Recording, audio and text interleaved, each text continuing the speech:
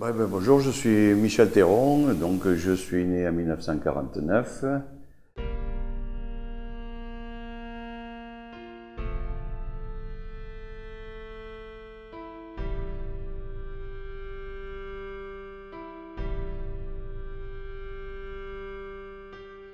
suis rentré dans le sport automobile un petit peu par hasard avec un ami qui est décédé malheureusement, qui s'appelait M. Jean Biarrouge. Et j'ai commencé à construire une voiture de course, une Groupe 6, qu'on appelle vulgairement des barquettes, pour faire de la course de côte.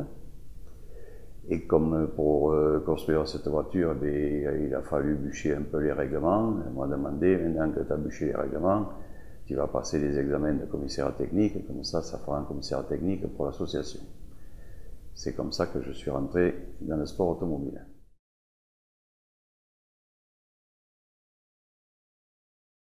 Oui, pour le rallye d'Écosse, l'écurie Excello, qui est avec la Zaroute d'Argent, a été créée en 1972. On a commencé à organiser des rallyes régionaux qui s'appelaient le rallye du bassin industriel, qui n'était pas du tout dans le découpage des rallyes actuels, puisque à l'époque c'était complètement différent.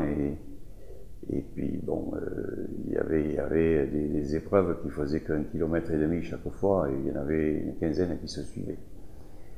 Les sports auto évoluaient, et il y a eu donc une envie de créer et de rentrer dans ce rallye qui se faisait, qui à l'époque s'appelait des rallyes tout-terrain.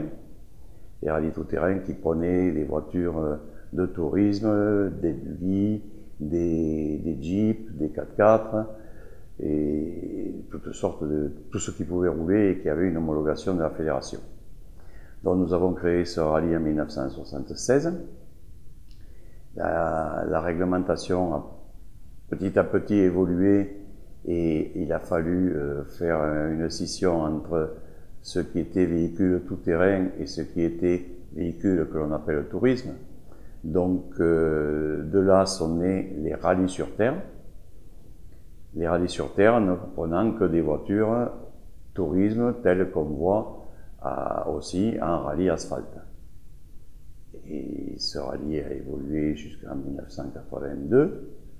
Puis suite aux problèmes qu'il y avait sur le terrain avec les remembrements, on a arrêté de faire ce rallye parce que les chemins, il fallait attendre qu'ils se rodent. Et puis le problème, c'est que quand on commence à arrêter, on ne redémarre pas facilement.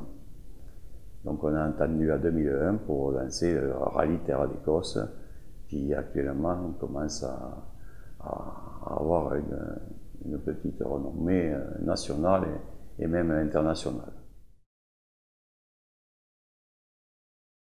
Donc en 1967, donc avec M. Biarrouge, a lancé l'idée de créer l'ASA Route d'Argent.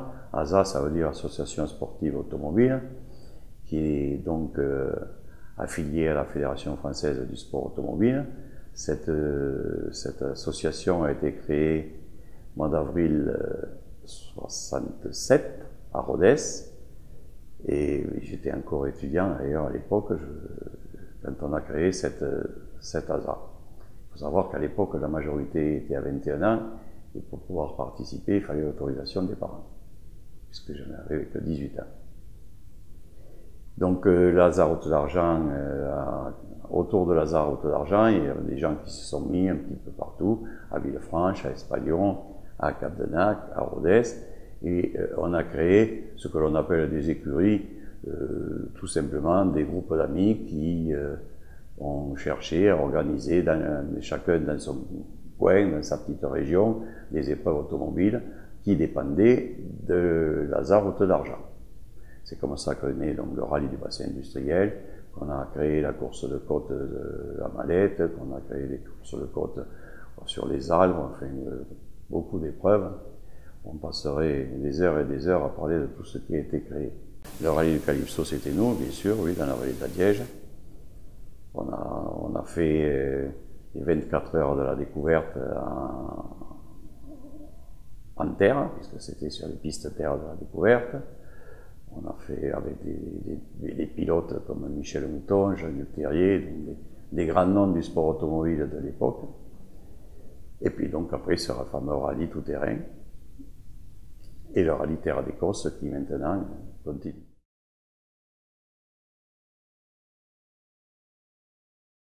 50 ans en arrière, bon, d'abord, il n'y avait pas les radios comme il y a maintenant, il n'y avait pas les liaisons téléphoniques, bien sûr, les portables n'existaient pas.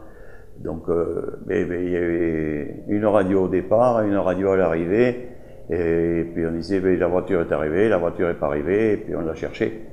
On l'a cherché parce qu'on n'avait pas de moyens de liaison au début avec les commissaires. Après, on a réussi à avoir quelques moyens de liaison avec l'apparition de la CIDI.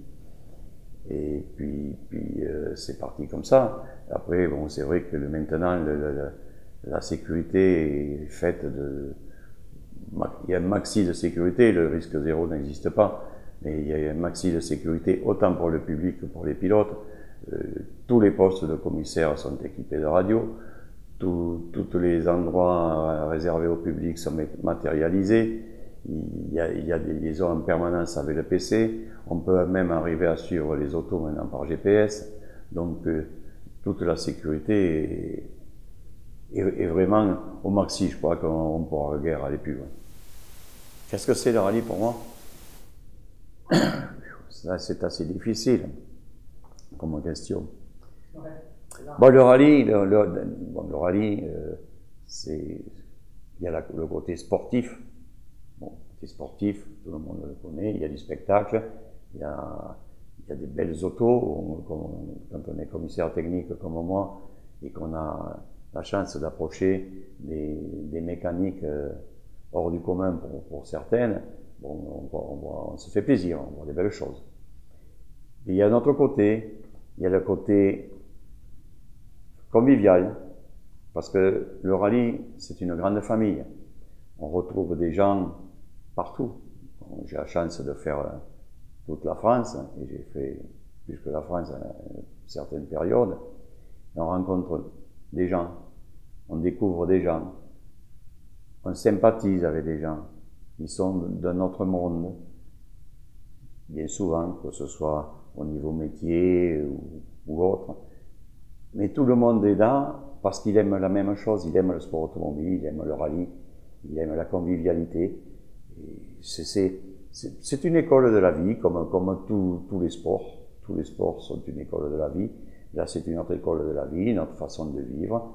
Et personnellement, moi, quand on arrive en fin de saison, comme beaucoup, on dit, c'est bon que ça s'arrête. Mais quand il y a 2 mois que c'est arrêté, on dit, quand est-ce que ça va reprendre?